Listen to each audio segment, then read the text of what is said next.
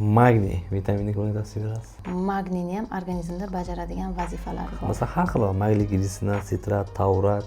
Qo'shimchalariga qarab turli maqsadlarda tinchlantirish maqsadida ishlatishimiz mumkin, ichaklarni tozalash maqsadida ishlatishimiz mumkin, mushaklarni bo'shashtirish uchun ishlatishimiz mumkin, kalsiyni o'zlashtirish uchun berishimiz mumkin. Kalsiy preparatini Magniy yetishmasligini qanday bilsa bo'ladi organizmni o'zida, inson o'zida qanday? Charchoq, asabiylashish. Eng glavnisi charchoq va asabiylashish.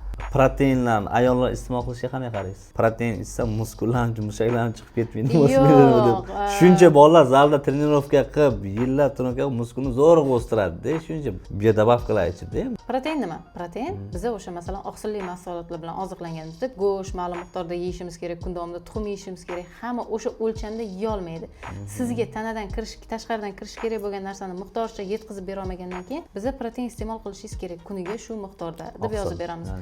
Uzoq payt kasallikda yotib tuzalayotgan odamlarga, defitsitlari ko'p bo'lgan odamlarga, diyetalardan charchagan odamlarga ozish davomida yordam beramiz. Tana quvvatsiz bo'lib qolmasligi uchun.